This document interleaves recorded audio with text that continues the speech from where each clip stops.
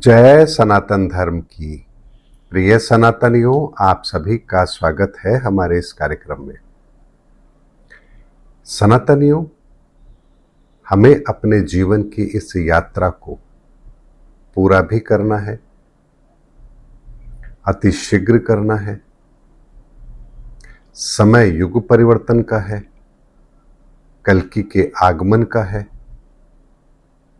तो ऐसे में आपकी तैयारी क्या होगी, कैसे होगी और कैसे करेंगे, और मंजिल कैसे प्राप्त होती है, इस संदर्भ में भी तो आपकी कोई जिज्ञासा होगी। तो सनातनी, एक बात को बड़ी गंभीरता से समझिए। जो कुछ भी हमारे जीवन में घटित होता है वो एक पल में होता है, लेकिन जो घटित होता है एक पल में, उसकी तैयारी कई जन्मों से होती है। ये ऐसा नहीं है कि एक पल में जो आपके जीवन में घटित होगा उसकी तैयारी आप आज कर लेंगे। जैसे अक्सर लोग कहते हैं, अरे अभी तो पूरी जिंदगी पड़ी है, अभी तो पहले पैसा कमा ले, बिल्डिंग बना ले, बच्चों की शादी कर ले, उसके बाद जब हम इन सब जिम्मेदारियों से फ्री हो जाएंगे तब भगवान का नाम लेंगे। मैंने तो तैयारी कर रखी है, अरे मैं तो 60 वर्ष के बाद बस कहीं आश्रम में जाऊंगा और भगवान का नाम लूंगा। मैंने भी तैयारी कर रखी है, मैं भी अपने इस बस बेटे की शादी कर दूं, उसके बाद मैं तो गंगा जी नहा लूंगी और उसके बाद बस मुझे तो भगवान की भक्ति करनी है। बस मैं अपने बच्चे को, बस ये उसका काम धंधा सेट हो जाए, बस मैं फिर अपनी जिम्मेदारी से फ्री हो जाऊंगा, फिर बस उसके बाद मुझे तो भगवान की भक्ति करनी है। तो कोई ये कहता है, अरे छोड़ना ये सब कुछ, चलो केवल भगवान की भक्ति करते हैं।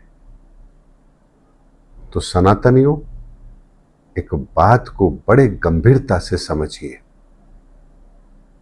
ये जो कुछ आपके जीवन में घटित होगा ये एक पल में होगा, लेकिन इसकी तैयारी आपको बहुत पहले से शुरू करनी होती है। जैसे आपके जीवन में मृत्यु एक पल में घटित होती है, आपको यह नहीं पता होता कि किस पल आपकी मृत्यु है, लेकिन वो घटना एक पल में होती है।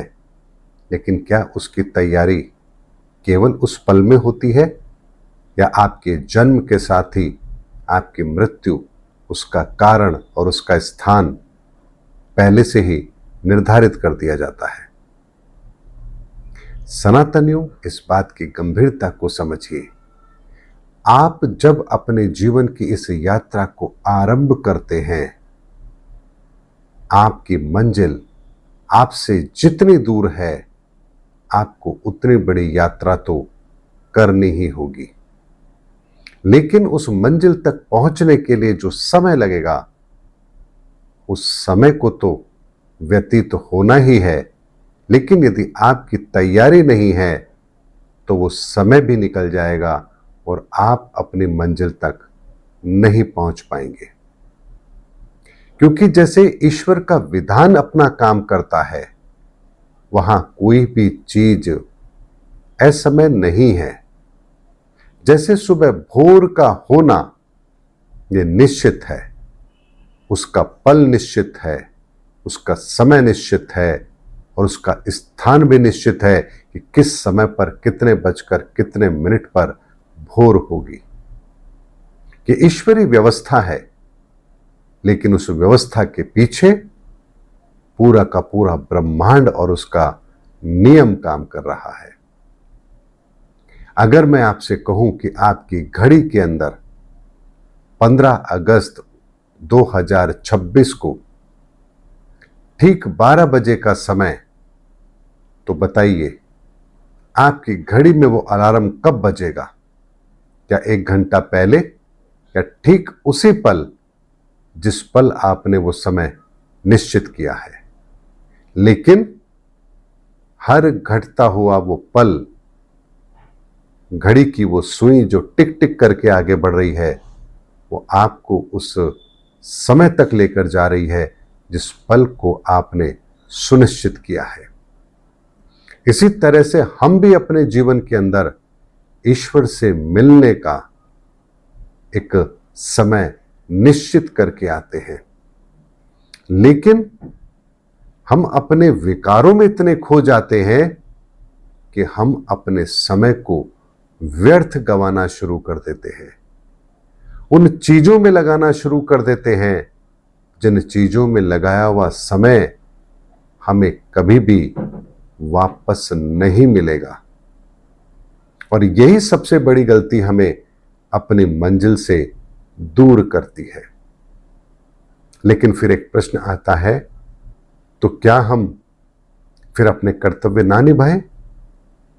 तो सनातनियों एक बात को समझिए, कबीरदास जी जुलाहे थे, कपड़ा बुनते थे, तो क्या उन्होंने भगवत प्राप्ति के पश्चात अपना वो कार्य बंद कर दिया? नहीं, वो अपना कार्य भी कर रहे थे, अपना कर्तव्य का निर्वहन भी कर रहे थे और प्रभु भक्ति भी कर रहे थे।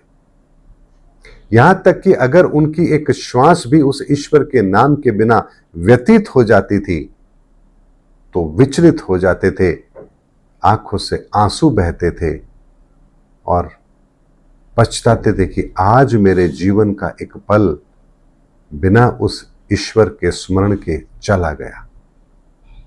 संत रविदास जी जूतियां गाड़ते थे, लेकिन उनकी कटौती में तो साक्षात गंगा थी, और तभी तो कहा जाता है मन चंगा तो कटौती में गंगा। तो क्या रविदास जी ने अपना कर्तव्य छोड़ दिया? ऐसा भी नहीं था। इसीलिए सनातनियों, हमारी मंजिल भगवत प्राप्ति है, ईश्वर की प्राप्ति है, और उसके लिए हमारी तैयारी आज से नहीं है, जन्मों जन्मों से है। और जन्मों जन्मों की वो तैयारी जो हम कर रहे हैं, भगवत प्राप्ति का वो पल एक क्षण में आएगा, और जो वो क्षण होता है वो इतना अनमोल होता है कि जिसके संदर्भ में मैं पहले अपने 2 वीडियो के अंदर आपको बता चुका हूं कि उस आनंद की अनुभूति क्या होती है। इसीलिए सनातनियों, आपकी ये यात्रा केवल अपने कर्तव्य तक सीमित नहीं है, अपने कर्तव्य को भी करते हुए आपको हर पल अपने आप को उस यात्रा के लिए तैयार करना है, जिस यात्रा को करना आपके जीवन का लक्ष्य है। इस धरा पर जो कोई भी आया है, उसका लक्ष्य उस यात्रा के अतिरिक्त कुछ और हो नहीं सकता। चाहे फिर आप किसी भी धर्म में हो, किसी भी जाति में हो, किसी भी संप्रदाय में हो, बस एक ही कंडीशन है कि यदि आप मनुष्य हैं तो आपकी ये यात्रा आपको पूरी करनी ही होगी। बाकी संसार के अंदर जितने भी जीव जंतु आप देख रहे हैं, ये सब भोग योनियां हैं। ये अपने कर्मों को काटने के लिए आए हैं, इन्हें वो कर्म भुगतना ही होगा। लेकिन हम मनुष्य बनकर आए हैं, इसलिए हमें उस कर्म का समायोजन करना है और अपने लक्ष्य को प्राप्त करना है। इसीलिए सनातनियों, इस ब्रह्मांड की सकल रचना के अंदर ईश्वर का इतना बड़ा आशीर्वाद है कि उस आशीर्वाद के साथ हम इस भव सागर को पार कर सकते हैं। अभी तो बहुत सारे ऐसे संदेश हैं जिन्हें मुझे आपके सामने रखना है, लेकिन जैसे जैसे कार्य होते जाएंगे वो ईश्वरीय संदेश मैं आप लोगों के सामने रखता जाऊंगा, लेकिन समय से पहले उनको आपके सामने नहीं रखा जा सकता। लेकिन जैसे ही वो समय होगा, मैं तत्काल वो संदेश आप लोगों के सामने जरूर रखूंगा। ऐसे अनमोल शब्द, ऐसी अनमोल व्याख्या और ऐसा ब्रह्मांड का वो रहस्य, उसका तत्व, इसके संदर्भ में हमारी सोच उस स्तर तक कभी जा नहीं सकती। उन शब्दों के मर्म को हम कभी समझ नहीं पाते यदि ईश्वर स्वयं उसका मर्म हमारे सामने ना रखते। इसीलिए सनातनियों, आपके जीवन में भी घटना तो एक पल में होगी, लेकिन आपकी तैयारी कब से है, कितनी है, इसका आकलन आपको करना होगा।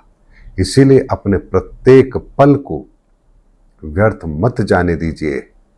हर पल ईश्वर से प्रार्थना कीजिए, हे ईश्वर मेरा मार्गदर्शन करें।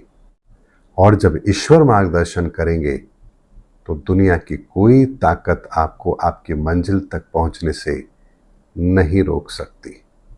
इसीलिए जीवन की घटना एक पल में घटित होती है, लेकिन वो पल बड़ा दुर्लभ होता है। महात्मा बुद्ध ने बहुत अपने शरीर को कष्ट दिया, लेकिन जब वो पल घटित होना था तो केवल और केवल एक पल में उन्हें वो आत्मबोध हो गया। इसीलिए सनातनियों, इस जीवन के अंदर ईश्वर की प्राप्ति, भगवत प्राप्ति, वो एक क्षण में होती है, लेकिन आपकी तैयारी जन्मों की होती है।